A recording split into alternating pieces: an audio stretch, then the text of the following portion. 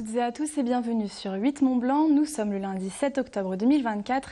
Il est 18h. Voici les titres qui font l'actualité ce soir. Le projet d'autoroute du Chablais continue de diviser la population. Si les parlementaires sont acquis à cette cause, les opposants, eux, continuent leur combat. Plus d'éléments dans ce journal avec un reportage complet de Kezia Poudou. Et puis nous partirons en Savoie où se trouve l'abbaye d'Hautecombe. Un vaste projet de restauration est en cours depuis une vingtaine d'années pour préserver près de 900 ans d'histoire, nous le verrons. Le dossier historique du désenclavement du massif du Chablais fait de nouveau des vagues dans le territoire. Ces dernières semaines, plusieurs parlementaires locaux ont en effet multiplié les demandes pour accélérer les démarches de création de l'autoroute entre Machilly et Thonon. Dernière en date, la sénatrice Sylviane Noël qui a adressé il y a 2 semaines un courrier au Premier ministre dans ce sens. Pour autant, les opposants au projet restent bien décidés à poursuivre leur lutte. Ils ont réuni la presse pour présenter des potentielles failles qu'ils comptent bien exploiter à leur avantage. Kezia Poudou nous en dit plus dans ce reportage. Le lieu de rendez-vous n'a pas été choisi au hasard. C'est à 2 pas du passage à niveau numéro 66 à Périgné que les opposants au projet de l'autoroute du Chablais se sont donné rendez-vous pour annoncer ce qu'ils pensent être le point d'arrêt, en tout cas temporaire, à ce dossier vieux de 40 ans. Parmi les arguments, l'arrivée à échéance d'une déclaration d'utilité publique en juillet 2024. La DUP maintenant, elle est caduque et donc les travaux qui devaient se faire dans le cadre de ces DUP, notamment des expropriations, ne peuvent plus se faire. Et donc la fermeture, les 2 fermetures de passage à niveau engendrées par la construction de l'autoroute et notamment l'échangeur de Périgné ne peuvent pas se faire. Et donc du coup, comme c'est lié, l'autoroute avec l'échangeur de Périgné ne peut pas se faire non plus. Situé à une centaine de mètres de la future entrée de l'autoroute, ce passage à niveau ne pourrait donc plus assurer la sécurité des milliers de passagers quotidiens. Autre point soulevé lors de cette conférence, l'augmentation des risques de collision avec les animaux sauvages. En effet, un seul passage à grande faune est prévu à Fessy. Au départ, il était censé enjamber l'autoroute et la voie ferrée. C'est-à-dire qu'il permettait aux animaux de traverser les 2 axes de circulation. Et quand l'étude d'impact est arrivée, on voit que la bande de réservation est décalée de plusieurs centaines de mètres par rapport à la voie ferrée. Le tracé le sera probablement encore plus. Et donc il n'y a aucun pont qui peut traverser les 2 axes de circulation. Donc les animaux vont se concentrer pour passer à ce passage à grande faune et vont être déversés en masse sur la voie ferrée à l'heure où le train arrive chargé de passagers, 400 à 500 passagers, à pleine vitesse. Il arrive entre 100 et 115 km/h. Pour rappel, cette autoroute a pour objectif de désenclaver le Chablais en reliant Machilly à Thonon-les-Bains. Cette 2x2 voie d'environ 16,5 km crée cependant la controverse, autant chez les écologistes que chez les agriculteurs. L'autoroute augmentera globalement la circulation et augmentera les gaz à effet de serre. D'après le dossier d'enquête publique, c'est 14% de gaz à effet de serre en plus avec le projet plutôt que sans autoroute. Et puis une pollution de l'air aussi aggravée pour tout le monde. Pour la partie agriculture, on parle de 50 hectares. Donc c'est pas une paille quand on considère que sur le département, c'est 300 hectares chaque année là en moyenne sur 10 ans. 50 hectares. C'est l'équivalent de 75 000 reblochons qui pourraient être produits, puisque ici on est en pleine zone reblochon, il y aura une trentaine de fermes touchées, et les fermes et toute la filière qui va derrière, les fromagers, etc., tous les transformateurs, et donc 75 000 reblochons par an. Si officiellement ce dossier continue d'avancer avec la concession de l'autoroute à la société Eiffage en février 2024, la 412 n'a probablement pas fini de faire parler d'elle. Si le positionnement de Michel Barnier, Premier ministre, n'est pas encore connu concernant ce projet autoroutier, la lettre qu'il a signée mercredi dernier en faveur de l'organisation des Jeux Olympiques et Paralympiques de 2030 n'a pas laissé indifférent. Nous vous l'évoquions la semaine dernière, il s'agit là d'une garantie financière signée en parallèle du congrès annuel des domaines skiables de France.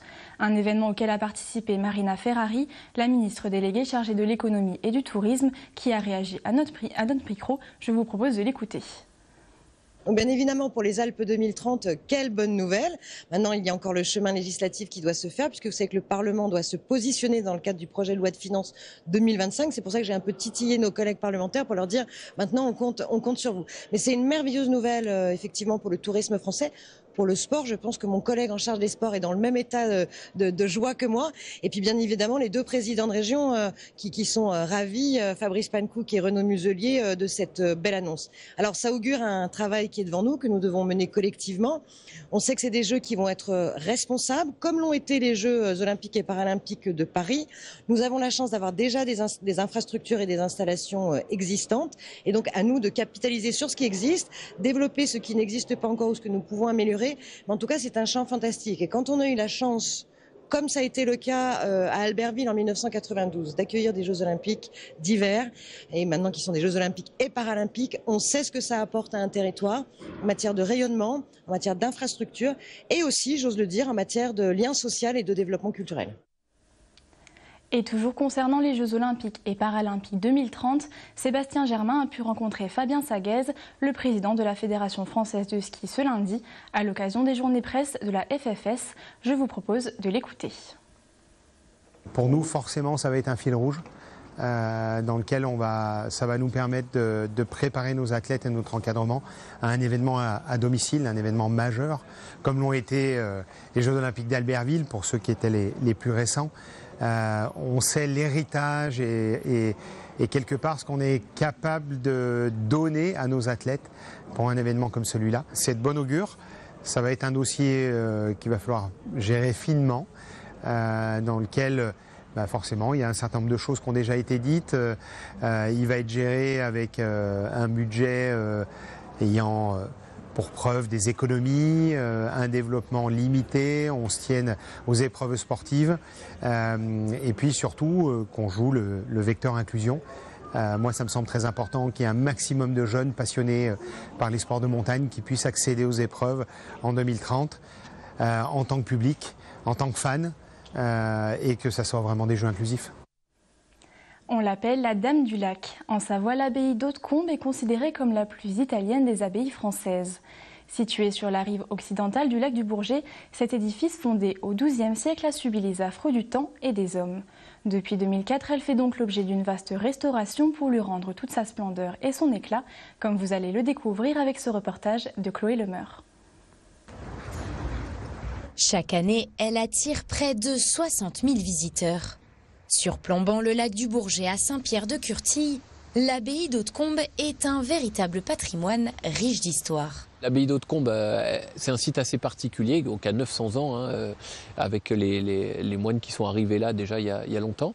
Et puis elle a été toute restaurée par la famille de Savoie, donc les derniers rois d'Italie, qui ont investi beaucoup pour pouvoir rénover et restaurer cette abbaye qui était en ruine. Classée au monument historique, l'édifice accueille depuis 1992 la communauté religieuse du Chemin Neuf. Depuis, celle-ci veille à l'entretien et la restauration de l'abbaye pour le compte de la fondation d'Hautecombe, lui permettant alors de traverser le temps. On a eu déjà 20 ans sur les toitures de l'abbaye, qu'on vient de finir là, il y a un peu plus d'un an. On a aussi pu restaurer la façade de l'église. Les statues notamment, les statues qui représentent les vertus chrétiennes ont été très abîmées par les intempéries. Et donc on avait envie de pouvoir redonner un éclat à cette façade qui est en plus le lieu le plus vu par les visiteurs puisque c'est vraiment par là qu'ils arrivent. Et donc on a eu la chance d'avoir ce projet européen pour pouvoir la refaire complètement et refaire à neuf les statues. Cette vague de restauration n'est d'ailleurs pas prête de s'achever. Un nouveau chantier vient d'être entamé cette année sur l'aile ouest du bâtiment. En raison des nombreuses occupations au fil des siècles, cette partie menace de s'effondrer. Il y a des cloisons qui ont été apportées en placo, donc ça, elles n'ont pas d'intérêt patrimonial, elles sont évacuées, on va les refaire. En revanche, on a des planchers qui, eux, sont monuments historiques. On est dans un monument historique, voilà, et des plafonds aussi qui sont classés, des sols, des menuiseries. Donc tous ces éléments-là vont être conservés, restaurés. Donc on va les démonter. Par exemple, les parquets dans la pièce dans laquelle nous sommes vont être démontés, vont partir en atelier, vont être restaurés pour être reposés ensuite. Donc une fois qu'on a désossé toute la structure, on va pouvoir la renforcer avec principalement des éléments métalliques. Pour l'instant, le rez-de-chaussée comprenant la boutique est lui terminé. Les ouvriers doivent désormais s'attaquer au premier et deuxième étage, un chantier qui nécessite une cohabitation avec la communauté religieuse. Il faut articuler le rythme un petit peu de notre vie de prière avec le chantier en place. Donc quand il y avait les toitures, pendant 20 ans, on s'est habitué à ces travaux au-dessus de notre tête, on peut dire. Là, avec le chantier de l'aile ouest, c'est encore plus impactant parce que c'est vraiment à l'intérieur. Donc c'est des couloirs de nos lieux de vie qu'on bloque pendant la durée du chantier. Et puis on essaye de s'adapter autour, de localiser ces temps de chantier dans le temps. Cette nouvelle phase de restauration devrait durer au moins jusqu'en 2028. Qu'au total du projet, 2 millions d'euros. En football, le FC Annecy recevait le Red Star ce vendredi pour la 8e journée de Ligue 2 avec la ferme intention d'enchaîner un 3e succès de suite à domicile. Au terme d'une rencontre assez pauvre en occasion, les joueurs de Laurent Guyot ont su faire le dos rond pour finalement l'emporter 1-0. L'unique but de la rencontre est marqué par le défenseur central Amjatou Soukouna à la 84e minute. Grâce à cette nouvelle victoire, le FCA reste en haut de tableau, bien calé à la 5e place du championnat. On écoute quelques réactions recueillies sur place par Sébastien Germain.